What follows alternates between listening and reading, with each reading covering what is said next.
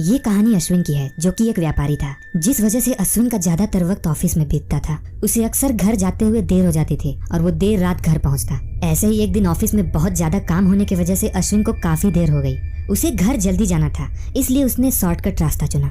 वो रास्ता थोड़ा कच्चा था और बहुत ही सुनसान था।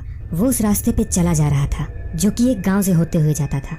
ये रास्ता इतना सुनसान था कि रात के वक्त दूर दूर तक इंसान तो क्या, जानवर भी भटकने की हिम्मत नहीं करते थे। अभी अश्विन कुछ दूर ही आगे बढ़ा कि उसने देखा कि सामने एक कार खड़ी थी। भला ये कार यहाँ क्या कर रही है? अश्विन ने जब आसपास नजर दौड़ाई तो वहाँ कोई नहीं था। उसे घर जाने की जल्दी थी, इसलिए वो उतर के वहाँ कार को देखने के बजाय घर जाना ज़्यादा बेहतर समझा और उसने अपनी कार आगे बढ़ा ली। कुछ दूर चलने के बाद उसने देखा कि सामने एक लड़की जो कि पैदल जा रही थी। उसे फिर से ताज्जुब हुआ, इस सुनसान रात में ये लड़की यहाँ क्या कर रही है? अश्विन ने उस लड़की के बगल में कार रोकी और उससे पूछा कि वो इतनी रात इस सुनसान रास्ते पे क्या कर रही है। इस पर उस लड़की ने बताया कि वो शहर से गांव वापस आ रही थी और रास्ते में उसकी गाड़ी खराब हो गई, जिस पर अश्विन को सारा माजरा समझ आया और उसने उस लड़की को घर छोड़ने का डिसीजन लिया।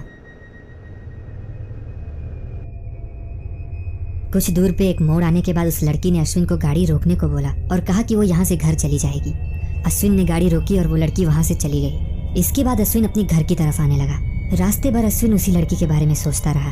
वो लड़की बहुत खूबसूरत थी और अश्विन को पसंद आ गई थी। अगले दिन जब अश्विन ऑफिस गया तो उसने देखा कि वही लड़की वहाँ ऑफिस में आई थी, नौकरी की तलाश में। उसे देखकर अश्विन बहुत खुश हो गया और उसने तुरंत उसे नौकरी दे दी। उसने अश्विन को अपना नाम सुनहरी बताया। सुनहरी रोज ऑफिस में काम करने आती और देखते ही देखते अश्विन और सुनहरी को प्यार हो गया। ये दोनों एक दूसरे को इस तरह चाहने लगे कि अश्विन ने अपने घर पे सुनहरी के बारे में सब कुछ बता दिया। और चूंकि अश्विन एक सफल व्यापारी था, उसके घर वालों को इस रिश्ते से कोई परेशानी नहीं थी। कुछ दिन तक तो सब कुछ ठीक चला, पर अचानक शहर में लोगों की बड़ी ही अज्ञात तरीके से मौत होने लगी। शहर में जिन लोगों की भी मौत होती, उन लोगों के शरीर में एक भी बूंद खून नहीं मिलता था।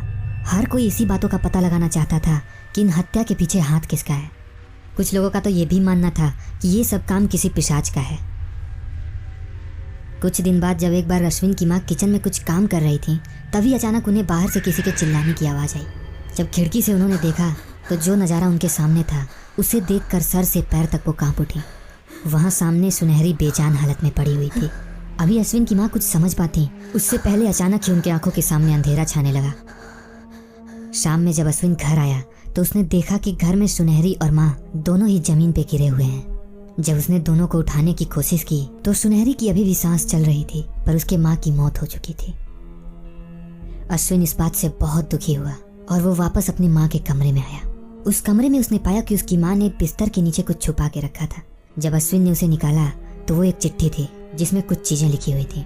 अश्विन उस चिट्ठी को पढ़ने लगा। जैसे जैसे अश्विन उस चिट्ठी को पढ़ता, उसकी आंखों में गुस्से और आंसू की बाढ़ से निकलने लगी। तो क्या है इस चिट्ठी का रहस्य और कौन है जो इस शहर में लोगों को अज्ञात तरीके से मार रहा है? इन सब सवालों का जवाब आपको मिलेगा इस कहानी के अगले भाग में।